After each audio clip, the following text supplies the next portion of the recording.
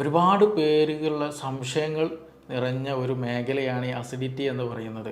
ചെറുപ്പമുള്ളവരാണെങ്കിലും ശരി, സ്ത്രീ ആണെങ്കിലും ശരി, പുരുഷന്മാരാണെങ്കിലും ശരി, പ്രായം ചെന്നവരാണെങ്കിലും ശരി, പലർക്കും ഉള്ളൊരു ബുദ്ധിമുട്ടാണ് ആസിഡിൻ്റെ പ്രശ്നം. അതേപോലെ തന്നെ ഇടയ്ക്ക് ഇങ്ങനെ ഒരു ബ്ലോട്ടിങ് പോലെ, ഒരു ഏമ്പക്കം പോലെ അങ്ങനെ വരിക. പിന്നെ ടോയ്ലറ്റിൽ ചില സമയങ്ങളിൽ ആളുകൾക്ക് എന്തുണ്ടാവും, നല്ല കോൺസ്റ്റിപ്പേറ്റഡ് ആയിരിക്കും. ചില സമയങ്ങളിൽ നല്ല എന്താവും ഡയറിയ അല്ലെങ്കിൽ നല്ല ലൂസ് മോഷൻ ആകാൻ ചാൻസ് ഉണ്ട്. നമ്മളെ കുടൽ ഭക്ഷണം പോകുന്ന വഴികളുണ്ടല്ലോ, അതിൻ്റെ ഹെൽത്ത് എന്ന് പറഞ്ഞത് വളരെ വളരെ ഇമ്പോർട്ടൻ്റാണ്. അത് അവിടെ എന്തെങ്കിലും ഇഷ്യൂസ് ഉണ്ടെങ്കിൽ, അവിടെ എന്തെങ്കിലും പ്രോബ്ലംസ് ഉണ്ടെങ്കിൽ നമുക്ക് ഒരുപാട് അസുഖങ്ങൾ വരും. ഈവൻ ബാക്ക് പെയിൻ വരും, തലവേദന ഉണ്ടാകും, പനി വരും, ജലദോഷം വരും, അലർജിക് ഇഷ്യൂസ് ഉണ്ടായിരിക്കും, അതുപോലെ സ്കിൻ ഇഷ്യൂസ് ഉണ്ടായിരിക്കും. ഹലോ എവരിവൺ, ഞാൻ doctor Siraj, medical officer QNB hospital, Koduvally.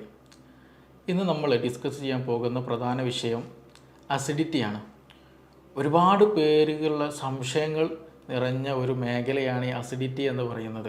ചെറുപ്പമുള്ളവരാണെങ്കിലും ശരി, സ്ത്രീ ആണെങ്കിലും ശരി, പുരുഷന്മാരാണെങ്കിലും ശരി, പ്രായം ചെന്നവരാണെങ്കിലും ശരി, പലർക്കും ഉള്ളൊരു ബുദ്ധിമുട്ടാണ് ആസിഡിൻ്റെ പ്രശ്നം. തികട്ടി വരിക, പുളിച്ച് തികട്ടി വരിക, അതേപോലെ ചില സമയത്ത് വയറ്റിൽ നല്ലോണം പോവുക, നെഞ്ചരിച്ചിൻ്റെ പ്രശ്നം, നല്ല ഗ്യാസ് വരിക, വയറ് വീർത്ത് വരിക, ഇങ്ങനെ പൊതുവായിട്ടുള്ള ഈ ഒരു പ്രശ്നങ്ങൾ പല ആളുകൾക്കിടയിലുണ്ട്. നമ്മുടെ ഈ ലൈഫ് സ്റ്റൈൽ മാറിയതോട് കൂടി തന്നെ ഈ ഒരു ഇഷ്യൂസ് ഒരുപാട് പേരുകളിൽ ഇന്ന് നേരിടുന്നതാണ്. ഇന്ന് അത് മാത്രമല്ല, നമ്മളിതിൻ്റെ കൂടെ ചേർത്ത് വായിക്കുന്ന ഒരു പ്രശ്നം എന്താണെന്ന് വെച്ചാൽ, ഇന്ന് വരുന്ന ക്ലിനിക്കിൽ വരുന്ന പല കേസുകളിൽ, ഈ അടുത്ത് വന്നൊരു കേസ് വന്നിട്ടുണ്ടായിരുന്നു. അവരോട് ചോദിച്ചോ, നിങ്ങൾക്ക് എന്തെങ്കിലും മെഡിസിൻ നിങ്ങൾ കണ്ടിന്യൂ ആയിട്ട് നിങ്ങൾ കഴിക്കുന്നുണ്ടോ, എന്തെങ്കിലും ബുദ്ധിമുട്ടുണ്ടോ എന്നുള്ളത്. അപ്പോൾ പേഷ്യൻ്റ് പറഞ്ഞത്, അത് ഞങ്ങൾ ഷുഗറിനും പ്രഷറിനൊക്കെ മരുന്ന് കഴിക്കുന്നുണ്ട്, പിന്നെ ഗ്യാസിനും മരുന്ന് കഴിക്കേണ്ടത് പറഞ്ഞു. അപ്പോൾ ഞാൻ ചോദിച്ചു, നിങ്ങൾക്ക് ഗ്യാസിൻ്റെ ഇഷ്യൂസ് എന്തെങ്കിലും ഉണ്ടായിരുന്നോ എന്ന് ചോദിച്ചു. അപ്പോൾ അവർ പറഞ്ഞത്, ഇല്ല, അങ്ങനത്തെ പ്രശ്നങ്ങളൊന്നുമില്ല, ഞങ്ങൾ അവിടെ പോയപ്പോൾ അവർ മെഡിസിൻ തന്നു, അത് ഞങ്ങൾ കഴിക്കുമെന്ന് ചോദിക്കും. അപ്പോൾ എന്നും കഴിക്കലുണ്ടോ? അത് സാറേ, ഞങ്ങൾ എന്നും കഴിക്കലുണ്ട് എന്നാണ് അവർ പറഞ്ഞത്. അപ്പോൾ ഇത് വെറുതെ കിട്ടുമ്പോൾ പോലും പല ആളുകളും ഈ മെഡിസിൻസ് കഴിക്കുക. എന്തെങ്കിലും വയറിന് എന്തെങ്കിലും ഒരു അസ്വസ്ഥത, അത് ഗ്യാസിൻ്റെ പ്രശ്നമാണോ, എന്തെങ്കിലും ഇൻഫെക്ഷൻ വന്നതാണോ, വേറെ എന്തെങ്കിലും ബുദ്ധിമുട്ടുണ്ടോ എന്ന് പോലും നോക്കാണ്ട് സ്വന്തം ഇഷ്ടപ്രകാരം എന്തെങ്കിലും PPI പ്രോട്ടോൺ പമ്പ് ഇൻഹിബിറ്റേഴ്സ് ആയിട്ടുള്ള പാൻഡോപ്പോ, ജലൂസിൽ അങ്ങനെയുള്ള എന്തെങ്കിലും മെഡിസിൻസ് എടുത്ത് കഴിക്കുന്ന ഒരു ശൈലി ഇന്ന് നമ്മുടെ കമ്മ്യൂണിറ്റിയിൽ, നമ്മുടെ സമൂഹത്തിൽ ഒട്ടുമിക്ക ആളുകളിലും ഉള്ളതാണ്. അപ്പം അതുകൊണ്ട് തന്നെ അത് എത്രത്തോളം നല്ലതാണ്, എന്താണ് യഥാർത്ഥത്തിൽ നമുക്ക് പൊതുവായിട്ട് വയറ്റിൻ്റെ ഉള്ളിൽ ആസിഡുമായിട്ട് സംബന്ധിച്ച് ഉണ്ടാകുന്ന ബുദ്ധിമുട്ട്, അതെങ്ങനെ നമുക്ക് തന്നെ ഒരു മെഡിസിൻ്റെ സഹായമില്ലാതെ വീട്ടിൻ്റെ ഉള്ളിൽ തന്നെ നമുക്ക് എങ്ങനെ അത് മാനേജ് ചെയ്യാം തുടങ്ങിയ കാര്യങ്ങളാണ് ഇന്ന് നമ്മളിവിടെ കൂടുതലായിട്ട് പറയാൻ ഉദ്ദേശിക്കുന്നത്. അപ്പോൾ ഈ ആസിഡ്, നമ്മുടെ ഈ ആസിഡിൻ്റെ പ്രാധാന്യം എത്രത്തോളം ഉണ്ടെന്നുള്ള ആദ്യം നമ്മൾ മനസ്സിലാക്കണം. നമ്മുടെ വയറ്റിൻ്റെ ദഹനം നടക്കാൻ, ശരീരത്തിൽ വേണ്ട മെറ്റീരിയൽസ് വേണമെങ്കിൽ, അന്നജം, പ്രോട്ടീൻ, ഇതിൻ്റെയൊക്കെ ദഹനം നടക്കണമെന്നുണ്ടെങ്കിൽ നമുക്ക് കൃത്യമായിട്ടുള്ള ഒരു സംവിധാനം വേണം. അതിൽ ഏറ്റവും ഇമ്പോർട്ടൻ്റ് ആയിട്ടുള്ള ഒരു സംഗതിയാണ് ഈ ആസിഡിൻ്റെ പ്രസൻസ് എന്ന് പറയുന്നത്. നമ്മുടെ വയറ്റിലുള്ള ഈ ആസിഡിൻ്റെ pH വരുന്നത് 1.5 ആണ് ഏകദേശം വരുന്നത്. അതായത് അത്രത്തോളം സ്ട്രോങ് ആസിഡാണ് നമ്മുടെ വയറ്റിലുള്ളത്. അപ്പോൾ അതുകൊണ്ട് തന്നെ ഇതിൻ്റെ ഇമ്പോർട്ടൻസ് അത്രത്തോളം ഉണ്ട്. കാരണം ഞാൻ നേരത്തെ പറഞ്ഞതുപോലെ നമ്മൾ ഈ പ്രോട്ടീൻസ്, നമ്മൾ പച്ചക്കറികൾ കഴിക്കലുണ്ട്, മീൻ കഴിക്കലുണ്ട്, മുട്ട, അതല്ലാത്ത മറ്റു ഫ്രൂട്ട്സുകൾ കഴിക്കലുണ്ട്, അതുപോലെ ബീഫ്, മട്ടൻ, ഇതൊക്കെ നമ്മൾ കഴിക്കുന്നതാണ്. അപ്പോൾ ഇതിൻ്റെയൊക്കെ ഡൈജഷൻ നന്നായിട്ട് നടക്കണം എന്നുണ്ടെങ്കിൽ ഈ ആസിഡിൻ്റെ പ്രസൻസ് ഇമ്പോർട്ടൻ്റ് ആണ്. അതേപോലെ ഒരു പക്ഷേ നമ്മൾ കഴിക്കുന്ന ഭക്ഷണത്തിൽ എന്തെങ്കിലും ബാക്ടീരിയാസോ എന്തെങ്കിലും ഫംഗൽസോ എന്തെങ്കിലുമൊക്കെ പ്രസൻസ് ഉണ്ടെങ്കിൽ മിക്കതും എന്ത് ചെയ്യും, ഈ പറയുന്ന ഈ ആസിഡിൽ വന്നിട്ട് അത് നശിച്ചു പോകും, അത് ചത്തുപോകും. അപ്പോൾ വലിയൊരു ഇൻഫെക്ഷനൊന്നും ഇല്ലാണ്ട് നമ്മുടെ വയറിനെ സംരക്ഷിക്കുന്ന ഒരു സംവിധാനം കൂടെ എന്ത് ചെയ്യുന്നുണ്ട്, അങ്ങനെ ഒരു ഫംഗ്ഷൻ കൂടെ എന്ത് ചെയ്യുന്നുണ്ട്, ഈ ആസിഡ് ചെയ്യുന്നുണ്ട്. അപ്പോൾ അത്രത്തോളം വളരെ ഇമ്പോർട്ടൻ്റ് ആണ് ആസിഡിൻ്റെ പ്രസൻസ് നമ്മുടെ വയറ്റിൽ എന്നുള്ളത്. അപ്പോൾ ഈ ആസിഡിന് പൊതുവായിട്ടുള്ള 2 ഇഷ്യൂസാണ് ഉണ്ടാവല്. അത് നമ്മൾ പ്രധാനമായിട്ട് ശ്രദ്ധിക്കണം. ഒന്ന് ഹൈപ്പർ അസിഡിറ്റി, രണ്ടാമത് ഹൈപ്പോ അസിഡിറ്റി. സിമ്പിളായിട്ട് പറഞ്ഞാൽ ചില കണ്ടീഷനിൽ എന്ത് ചെയ്യും, ആസിഡിൻ്റെ പ്രസൻസ് കൂടും, അധികമായിട്ട് ആസിഡ് പ്രൊഡ്യൂസ് ചെയ്യുക. രണ്ടാമത് എന്താണ്, ആവശ്യത്തിന് ആസിഡ് ഇല്ലാണ്ടിരിക്കുക. ഈ രണ്ട് ഘട്ടങ്ങളിലും നമുക്ക് വയറിന് അസ്വസ്ഥതകളുണ്ടാവും. അപ്പോൾ ഈ ഹൈപ്പർ അസിഡിറ്റി ഉള്ള കണ്ടീഷനിലാണ് കൂടുതലായിട്ട് ഈ പറഞ്ഞ പോലെ പൊളിച്ചത് കെട്ടുന്ന ഇഷ്യൂസ് ഉണ്ടാവുക. അതേപോലെ ചില സമയത്ത് നമ്മൾ വെള്ളം കുടിക്കുമ്പോഴൊക്കെ എന്ത് ചെയ്യും, ആ ഒരു സെൻസേഷൻ, വെള്ളം ഇങ്ങനെ പോകുന്ന ഒരു ഫീലിംഗ് നമുക്ക് കൃത്യമായിട്ട് മനസ്സിലാക്കാൻ കഴിയും ചില ആളുകൾക്കൊക്കെ. അത് എക്സ്ട്രീം കണ്ടീഷനിലാണ് അങ്ങനെയൊക്കെയുള്ള ബുദ്ധിമുട്ടുണ്ടാവുക. പിന്നെ അതുപോലെ ഇടയ്ക്കിടയ്ക്ക് വായിൽ പുണ്ണ് വരിക. അതേപോലെ ചില സമയങ്ങളിൽ അവരെന്ത് ചെയ്യും, ഭക്ഷണം കഴിച്ചാൽ തന്നെ വയറ്റുന്നു പോവുക. ശരീരത്തിൽ എന്ത് ചെയ്യില്ല, നമ്മൾ കഴിക്കുന്ന ഭക്ഷണം കാണാൻ കഴിയില്ല. ഒരുപാട് ഭക്ഷണം കഴിക്കും, ഇതൊക്കെ എവിടുക്കാ പോകുന്നത് എന്നുള്ളൊരു ചോദ്യം ഉണ്ടാവും. അത് വേറെ ഒന്നും കൊണ്ടല്ല, ഈ നമ്മുടെ സ്റ്റൊമക്കിലുള്ള ആസിഡ് വരും. അധികമായിട്ടുള്ള ആസിഡ് കാരണം പെട്ടെന്ന് ദഹനം നടക്കും. പെട്ടെന്ന് എന്ത് ചെയ്യും, ഈ അതിൻ്റെ കൂടെ തന്നെ പെരിസ്റ്റാൾട്ടിക് മൂവ്മെൻറ്റ്, കുടലിൻ്റെ മൂവ്മെൻറ്റ് പല ആളുകൾക്ക് കൂടാറുണ്ട്. അപ്പോൾ അതുകൊണ്ട് തന്നെ പെട്ടെന്ന് ഒരു അബ്സോർപ്ഷനുള്ള സമയം ഇല്ലാണ്ട് പെട്ടെന്ന് തന്നെ അത് ടോയ്ലറ്റിൽ പോകുന്ന ഒരു സംവിധാനം ചില ആളുകൾക്ക് ഉണ്ടാവാറുണ്ട്. അപ്പോൾ അതുകൊണ്ടാണ് ഇങ്ങനെയുള്ള ഇഷ്യൂസൊക്കെ ഉണ്ടാകുന്നത്. അതാണ് ഹൈപ്പർ അസിഡിറ്റി എന്ന് പറയുന്നത്. ആസിഡിൻ്റെ അളവ് കൂടുന്നത് കൊണ്ടുണ്ടാകുന്ന അസ്വസ്ഥതകൾ, ബുദ്ധിമുട്ടുകൾ, പ്രയാസങ്ങളൊക്കെ. രണ്ടാമത്തേതാണ് ഹൈപ്പോ അസിഡിറ്റി എന്ന് പറയുന്നത്. അതായത് ആസിഡിൻ്റെ അളവ് വേണ്ട വിധേനം ഇല്ലാണ്ട് കുറവ് വരുന്ന ഒരു സാഹചര്യം. ഇതിനൊക്കെ ഉണ്ടാകാൻ ഒരു പ്രധാന കാരണമായിട്ട് പറയുന്ന ഒന്ന് രണ്ട് വിഷയങ്ങളുണ്ട്. ഒന്ന് അത് സ്ട്രെസ്സാണ്. ടെൻഷൻ ഉണ്ടെങ്കിൽ എന്ത് ചെയ്യും, ഈ പറഞ്ഞ പോലെ ആസിഡിൻ്റെ പ്രസൻസ് കൂടും. ടെൻഷന് എന്തെങ്കിലും കൂടുതലായിട്ട് ചിന്തിച്ചിരിക്കുക, ബേജാറ് കൂടുക, ആങ്സൈറ്റി വരിക, അങ്ങനെ വരുമ്പോൾ എന്ത് ചെയ്യും, ആസിഡിൻ്റെ പ്രൊഡക്ഷൻ കൂടും. സ്ട്രെസ് ഹോർമോൺ ഉള്ളത് കൊണ്ട്, അതിൻ്റെ പ്രസൻസ് കൊണ്ട് ഈ പറയുന്ന പോലെ ആസിഡിൻ്റെ പ്രൊഡക്ഷൻ കൂടും. രണ്ട്, ഇതേപോലെ എച്ച് പൈലോറിക്കിൻ്റെ പ്രസൻസ് സ്റ്റൊമക്കിലുണ്ടെങ്കിലും അതും ഈ പറഞ്ഞ പോലെ ആസിഡ് കൂടാനും കുറയാനുള്ളൊക്കെ കാരണമാണ്. പക്ഷേ നമ്മളിത് മനസ്സിലാക്കേണ്ടത് എന്താണ്, എൻ്റെ ശരീരത്തിൽ എനിക്കിങ്ങനെ ഒരു ഇഷ്യൂ വന്നാൽ ഇത് ആസിഡ് കൂടിയതാണോ, അതല്ല ഇത് ആസിഡ് കുറഞ്ഞ ഇഷ്യൂ ആണോ എന്നുള്ളെങ്കിലും കുറഞ്ഞതെങ്കിലും നമ്മൾ എന്ത് ചെയ്യണം, മനസ്സിലാക്കണം. അതിന് വേണ്ട കാര്യങ്ങൾ നമുക്ക് വീട്ടിൽ തന്നെ ചെയ്യാൻ കഴിയണം. അപ്പോൾ ഹൈപ്പോ അസിഡിറ്റി, അടുത്തതാണ് പറയാനുള്ളത്. ഹൈപ്പോ അസിഡിറ്റി, ഈ ആസിഡ് അളവ് വേണ്ട വിധേനം നമ്മുടെ ശരീരത്തിൽ ഇല്ല എങ്കിൽ, വയറ്റിലില്ല എന്നുണ്ടെങ്കിൽ നേരത്തെ പറഞ്ഞതുപോലെ ഡൈജഷന് വളരെയധികം നെഗറ്റീവായിട്ട് ബാധിക്കും.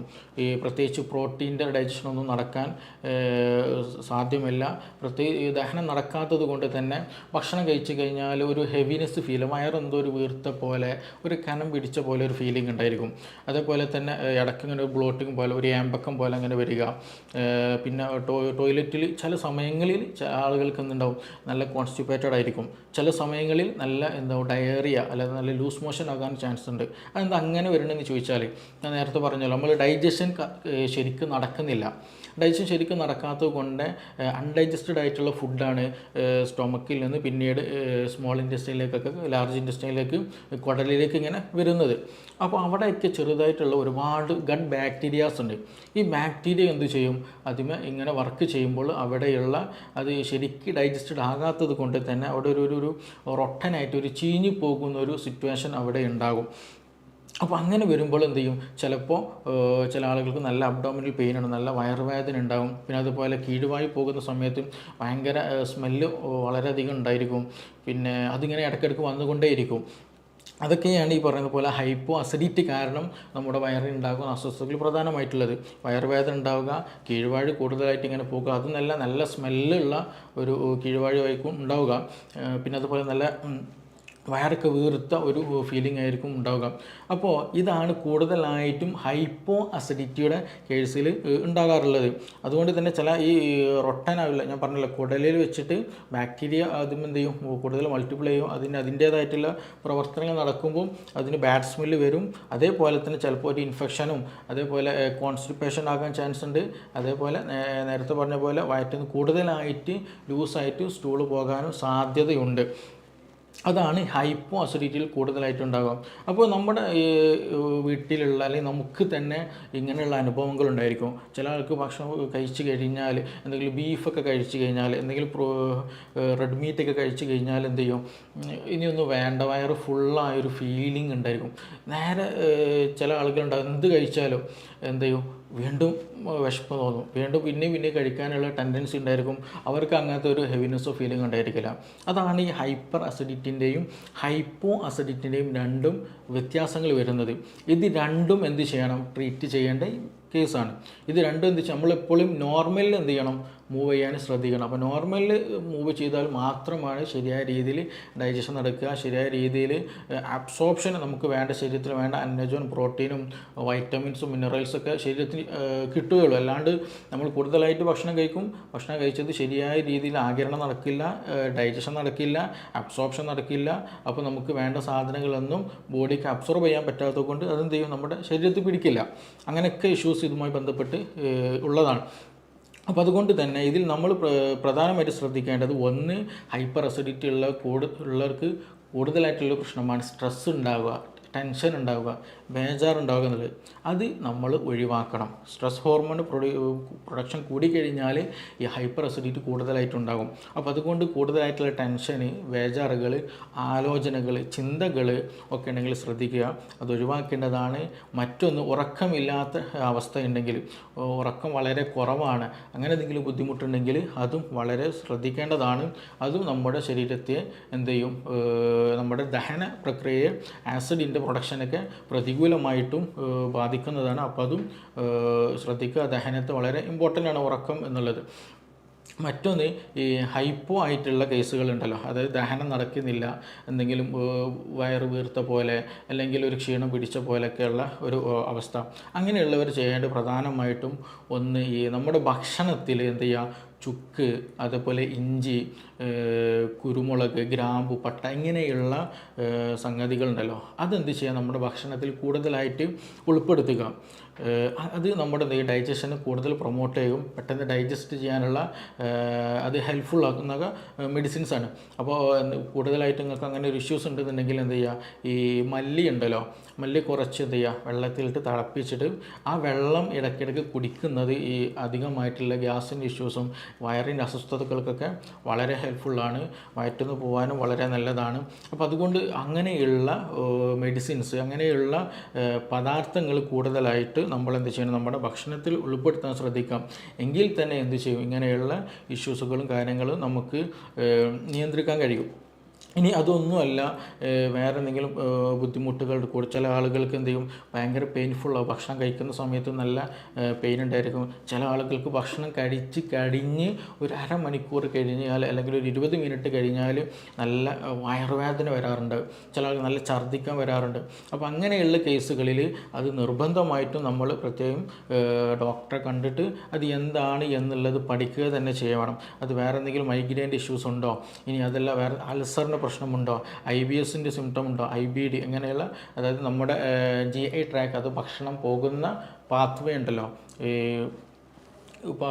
ഈസോഫാഗസ്, അതായത് ഇവിടെ നിന്ന് വരുന്ന ആ ഈസോഫാഗസ്, സ്റ്റൊമക്ക്, വയറ്, പിന്നെ സ്മോൾ ഇൻറ്റസ്റ്റൈൻ, ലാർജ് ഇൻറ്റസ്റ്റൈൻ, അങ്ങനെയുള്ള ആ ഒരു പാത്വേയിൽ എന്തെങ്കിലും ഇൻഫെക്ഷൻസ് ഉണ്ടോ, അവിടെ എന്തെങ്കിലും അതിന് സ്ഫിങ്ക്റ്റേഴ്സ് ഉണ്ട്, അതായത് ഭക്ഷണം ഒരു വൺ ഡയറക്ഷനിൽ പോകാൻ വേണ്ടി ഹെൽപ്പ് ചെയ്യുന്ന സ്ഫിങ്ക്റ്ററായിട്ട് ആക്ട് ചെയ്യുന്ന ഏരിയകളുണ്ട്. അപ്പോൾ അവിടെ എന്തെങ്കിലും പ്രശ്നങ്ങളുണ്ടോ, അപ്പോൾ അത് കറക്റ്റ് മനസ്സിലാക്കിയിട്ട് അതിന് വേണ്ട രീതിയിലുള്ള ട്രീറ്റ്മെൻറ്റ് വളരെ ഇമ്പോർട്ടൻ്റ് ആണ്. നമ്മൾ ആദ്യം മനസ്സിലാക്കണം, ഈ സ്റ്റൊമക്ക് എന്ന് പറയുന്നത്, അതായത് സ്റ്റൊമക്ക്, നമ്മളെ കുടൽ, ഭക്ഷണം പോകുന്ന വഴികളുണ്ടല്ലോ, അതിൻ്റെ ഹെൽത്ത് എന്ന് പറയുന്നത് വളരെ വളരെ ഇമ്പോർട്ടൻ്റാണ്.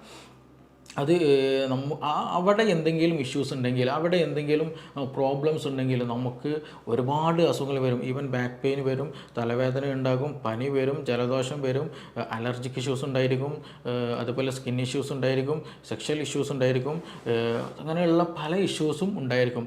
ഇനി അഥവാ നമ്മളൊരു മെഡിസിൻ കഴിച്ചാലോ ഈ അസുഖങ്ങൾക്ക് വേണ്ടിയിട്ട്, ആ മെഡിസിനും തന്നെ ശരിയായ രീതിയിൽ ദഹിച്ച് അബ്സോർപ്ഷൻ നടക്കണം എന്നുണ്ടെങ്കിൽ എന്ത് വേണം, ഈ GI ട്രാക്ക്, നമ്മുടെ സ്റ്റൊമക്ക്, വയറ്, കുടൽ, ഇതൊക്കെ എന്ത് ചെയ്യണം, ഹെൽത്തി ആയിരിക്കണം. ഇല്ലെങ്കിൽ എന്ത് ചെയ്യില്ല, അത് ശരിക്കും ഡൈജഷൻ നടക്കില്ല, ശരിയായ രീതിയിൽ അബ്സോർപ്ഷൻ നടക്കില്ല, ആ മെഡിസിൻ ശരീരത്തിൽ പിടിക്കില്ല. അപ്പോൾ അതുകൊണ്ട് ഈ ഒരു പാത്വേ, നമ്മുടെ ഭക്ഷണം കഴിക്കുന്ന അല്ലെങ്കിൽ ഭക്ഷണം കടന്നു പോകുന്ന സ്ഥലം എന്നുള്ളത് വളരെ വളരെ ഇമ്പോർട്ടൻ്റ് ആണ്. അത് നിർബന്ധമായിട്ടും നമ്മൾ എന്ത് ചെയ്യണം, ഹെൽത്തി ആയി കൊണ്ടുപോകാൻ വളരെയധികം ശ്രദ്ധിക്കുക. എന്തെങ്കിലും ബുദ്ധിമുട്ട് കൂടുതലായിട്ട് തോന്നുന്നുണ്ടെങ്കിൽ നിർബന്ധമായിട്ടും ഒരു ഡോക്ടറെ കണ്ടിട്ട് അതിന് വേണ്ട നിർദ്ദേശങ്ങൾ സ്വീകരിക്കണം. അല്ലാണ്ട് സ്വന്തം ഇഷ്ടപ്രകാരം, സ്വന്തം തീരുമാനപ്രകാരം ഒരിക്കലും എന്ത് ചെയ്യരുത്, നമ്മൾ മെഡിസിൻ കഴിക്കരുത്. അത് നിർബന്ധമായിട്ടും നമ്മൾ ശ്രദ്ധിക്കേണ്ടതാണ്. നമുക്കിനി മറ്റൊരു വിഷയവുമായിട്ട് വേറൊരു സമയത്ത് വീണ്ടും കാണാം.